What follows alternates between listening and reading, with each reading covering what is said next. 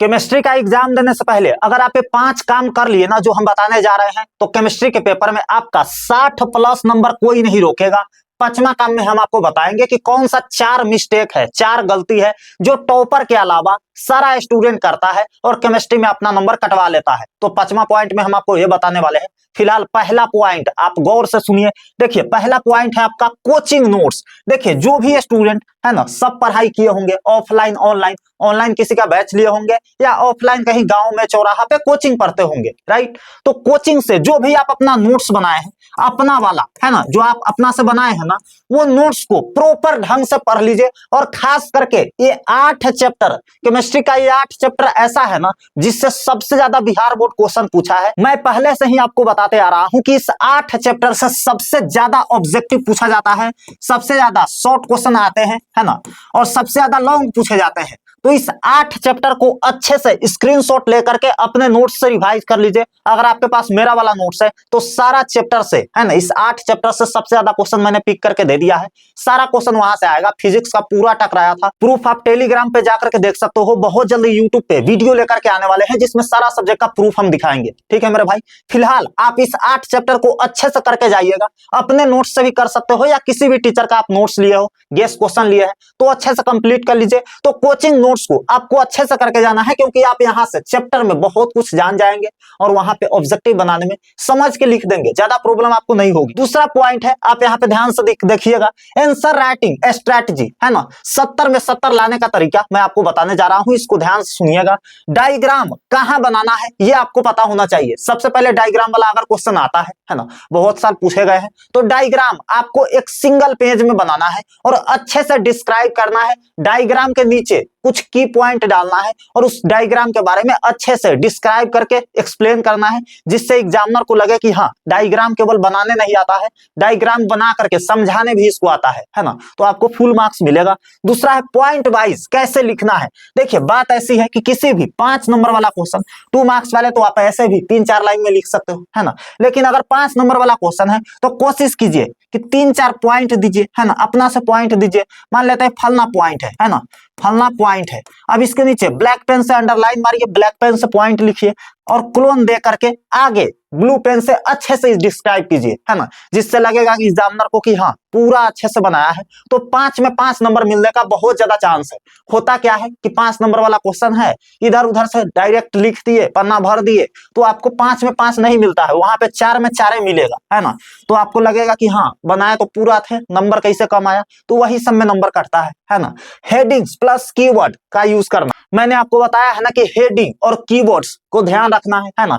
हो सके तो जहां जहां आपको लगे कि ये कीवर्ड है जो आंसर के बीच में बहुत ज्यादा इंपॉर्टेंट है, तो उसको हाईलाइट कर दीजिए, है ना। हाईलाइट क्या चीज से करना है भैया, स्केल रख करके पेन से करना है, ब्लैक पेन से आप कर सकते हो, जिससे एग्जामिनर को वहां पे फोकस जाए और लगे कि हाँ अच्छे से बनाया है। तो देखिए जो भी क्वेश्चन आप लिखिए, कोशिश कीजिए कि हैंड राइटिंग अच्छी होनी चाहिए और अच्छे से एक्सप्लेन करके पॉइंट वाइज लिखिएगा, तो आपका नंबर केमिस्ट्री के पेपर में अच्छा आएगा, ठीक है। अब तीसरा पॉइंट, चौथा पॉइंट बहुत ज्यादा इंपॉर्टेंट है और 5वां पॉइंट में हम लास्ट में आपको बताएंगे कि कौन सा 4 मिस्टेक है जो सारा लोग करता है, सारा स्टूडेंट करता है, टॉपर बस उसको अवॉइड करता है और इसीलिए वो टॉपर बनता है ना। तो फिलहाल तीसरा पॉइंट को अच्छे से देखते हैं। तीसरा पॉइंट है हमारा एग्जाम हॉल स्ट्रेटजी, है ना। 3 घंटा आपको एग्जाम हॉल के अंदर क्या क्या करना है। आधा घंटा आप पहले पहुंच जाते हैं एग्जाम हॉल में, है ना, पहले एंट्री हो जाता है।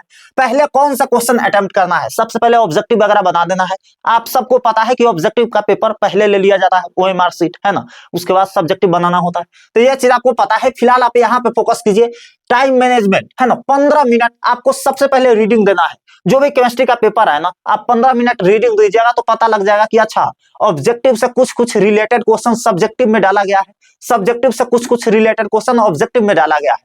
अगर आप अच्छे से पढ़ोगे तो पता लगेगा, अच्छे से नहीं पढ़ोगे तो आपको पता नहीं लगेगा, है ना। तो 15 मिनट आपको पेपर पढ़ने में देना चाहिए। जब आप पढ़ोगे ना तो आपके माइंड में आंसर अपने आप दौड़ने लगता है। जब आप लिखोगे तो उस समय आपका दिमाग चलेगा और डायरेक्ट आप लिखने पहुंच गए तो फिर आपका माइंड जहां तहां रुक जाएगा, उससे आगे आपको कुछ लगेगा ही नहीं कि क्या वर्ड लिखे, है ना। तो पहले आप पढ़िए अच्छे से क्वेश्चन पेपर को, देन आप लिखना शुरू कीजिए, ठीक है।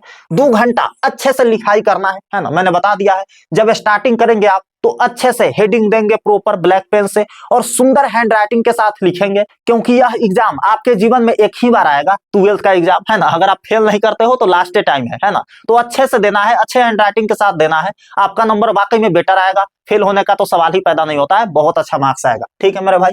और 15 मिनट रिवीजन करना है, लास्ट में आपको 15 मिनट का समय निकालना है। जो भी लिखे हैं उसको अच्छे से चेक कीजिए कि कहाँ पे हर्षी दीर्घी छूटा है। अगर आप हिंदी मीडियम से हो तो, इंग्लिश मीडियम से हो तो कहाँ पे स्पेलिंग एरर है, उसको आराम से कट कीजिए और उसके ऊपर अगर जगह है तो लिख दीजिए, अगल बगल में जगह है तो वहां पे सुधार कर दीजिए, है ना। तभी आपको अच्छा मार्क्स मिलेगा, नहीं तो लापरवाह स्टूडेंट समझा जाएगा और मार्क्स वहां पे कटता है। चौथा पॉइंट है हमारा कॉमन मिस्टेक, है ना, जो 10 से 15 नंबर हमारा ले जाता है ना। अगर आप ये गलती करते हो तो 10 से 15 नंबर आपका कटने का बहुत ज्यादा चांस हो जाएगा। कौन कौन सा टॉपिक भैया?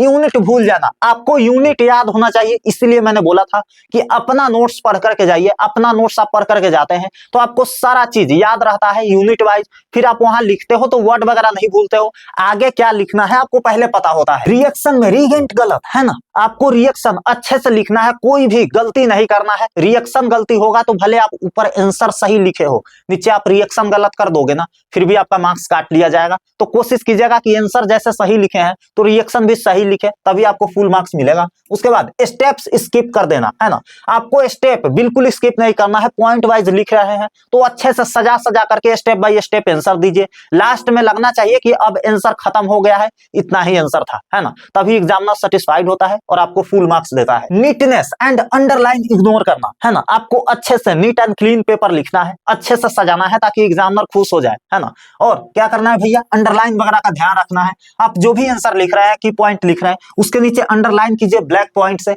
जिससे एग्जामिनर को लगे कि हाँ यहाँ की पॉइंट है और आगे एक्सप्लेन किया गया है तो बच्चा पढ़ने वाला है। ठीक है मेरे भाई। 5वां पॉइंट देखते हैं, बहुत ज्यादा इंपॉर्टेंट है, गौर से सुनिएगा। लास्ट पॉइंट हमारा गेस प्लस पीवाईक्यू। अगर आप हमारा वाला गेस लिए हैं धमाका नोट्स तो आपसे एक भी क्वेश्चन नहीं छूटेगा, इसकी फुल गारंटी है। आप टेलीग्राम पे जाकर के प्रूफ वगैरह देख सकते हो, सारा क्वेश्चन टकराया है। यूट्यूब पे मैं वीडियो के साथ आऊंगा। और अगर आप किसी भी टीचर का गेस क्वेश्चन लिए हैं, गेस क्वेश्चन आपको प्रोवाइड किए हैं ऑफलाइन कोचिंग में, ऑनलाइन कोचिंग में, तो आप वो वाला भी पढ़ करके जाइए, टकराता है ना। 100% मैं गारंटी नहीं ले सकता हूं, लेकिन वो वहां से भी क्वेश्चन आएगा, आप अच्छे से उसको पढ़ करके जाइए। प्लस पीवाईक्यू जरूर लगाइएगा, क्योंकि ये बायोलॉजी नहीं है, पीवाईक्यू इसमें आता है ना। पिछले 10 साल का पीवाईक्यू आपको अच्छे से याद होना चाहिए, अच्छे से रिकॉल करके जाइएगा, ताकि पीवाईक्यू से भी क्वेश्चन आए तो छूटे ना, है ना। तो दो चीज आपको अंतिम में करना है, गेस क्वेश्चन अच्छे से कंठस्थ होकर के जाना है और पीवाईक्यू भी अच्छे से कम 10 साल का लगा के जाना है। अगर आप इतना करके जाते हो तो आपसे क्वेश्चन नहीं छूटेगा। बाकी केमिस्ट्री का एग्जाम में फाड़ देना है, अच्छा नंबर आएगा।